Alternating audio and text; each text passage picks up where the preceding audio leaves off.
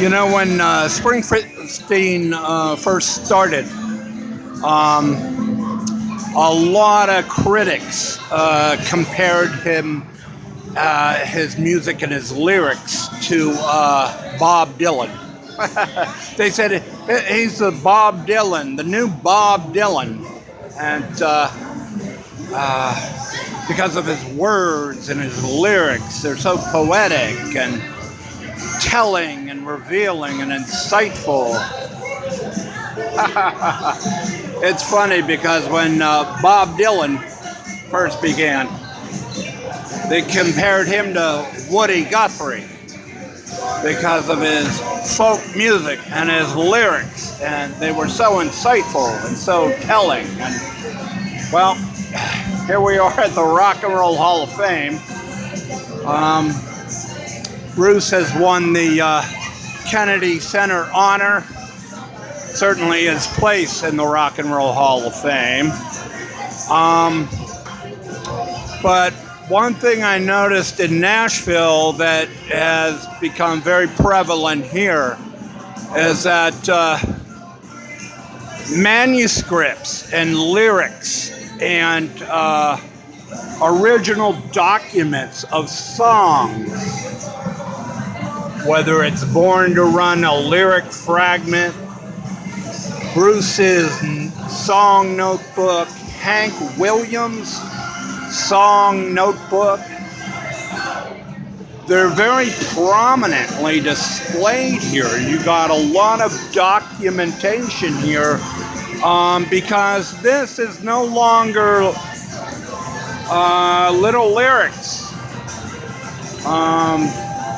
Springsteen may have won the Kennedy Center honor, but Bob Dylan won the Nobel Prize for literature just the other year for the few thoughts and ideas he happened to jot down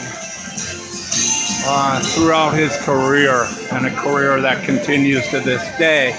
So, you know, it'd be jaded to say the Rock and Roll Hall of Fame's playing on this, but certainly not. It's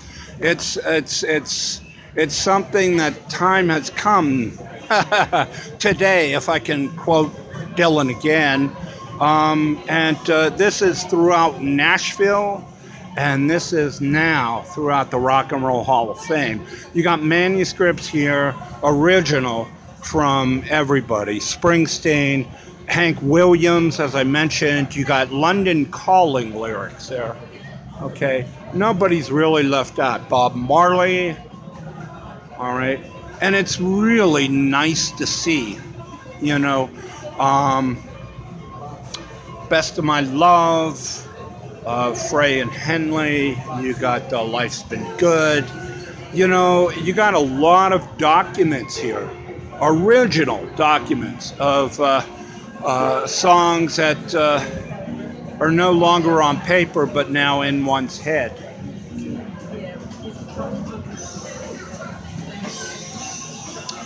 And Heart, and the Rock and Roll Hall of Fame. I thought I'd show you some of the other discoveries I made at the Rock and Roll Hall of Fame that day in Cleveland.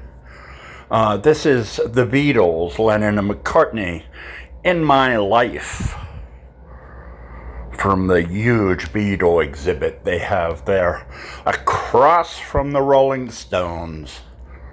I Me Mine by George Harrison.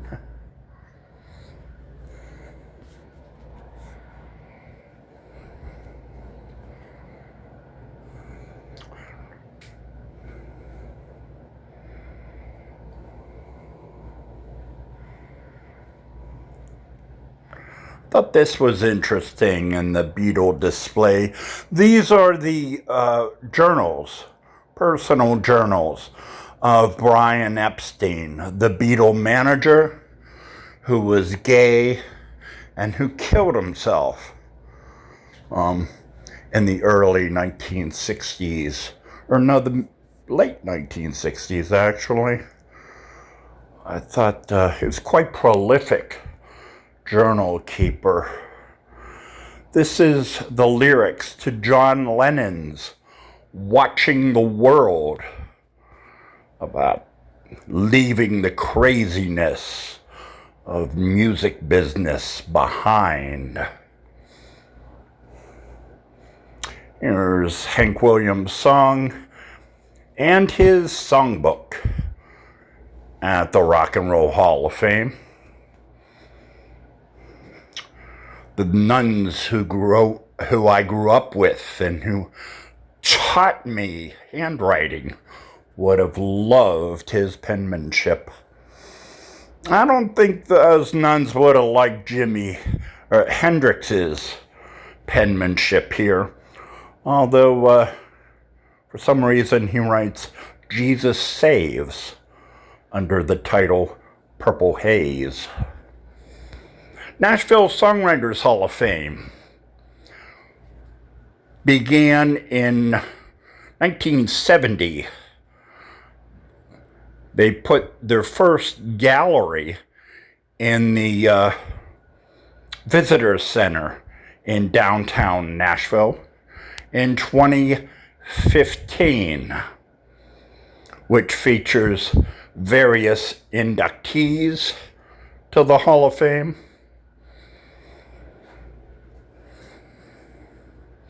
These are the lyrics to the song Remembers When by Trisha Yearwood. Always loved this song. I love the meaning behind the song and how songs are so related to memory while traveling.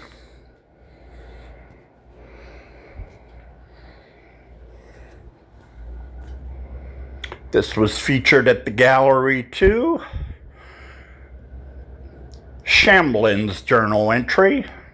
He's the songwriter who wrote The House That Built Me. I love the entry. Leaving for Tennessee on the 8th. Putting everything in the Lord's hands. This is a song written by a man made famous by a woman. The Greatest Man I Never Knew. Song that Reba McEntire made famous. My first trip to the Country Music Hall of Fame was in 2019, I believe, and at that visit, they were featuring the collected works of the songwriting couple Felice and Baudelaire Bryant. The Bryants, you may know, wrote some of the early 60s songs like Wake Up, Little Susie, Bye Bye Love. They wrote a number of songs for the Everly Brothers, a family just outside Knoxville here, in Bearden, from Bearden. Those are Bye Bye Love lyrics on the left, or fragments of which. And of course, the Bryants are better known here in Knoxville because they are the ones that penned Rocky Top. And that's that there from their songbook. The Bryants penned the song while staying at a hotel in Gatlinburg at the foot of the Smoky Mountains. Great feature. And a great time for this young boy of literature who's learned about the appreciation Nashville has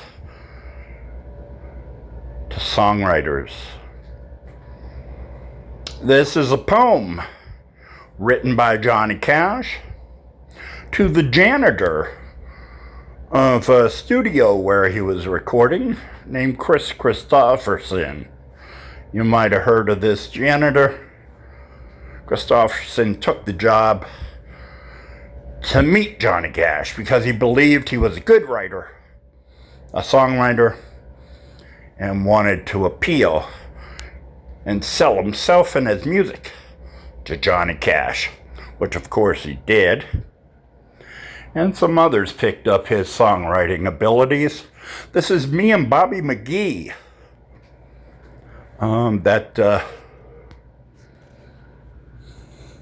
The blues singer Janis Joplin made famous. Manuscript from the Country Music Hall of Fame, Chris Christopherson. Finally, this is at the University of Tennessee and the Tennessee Waltz at the music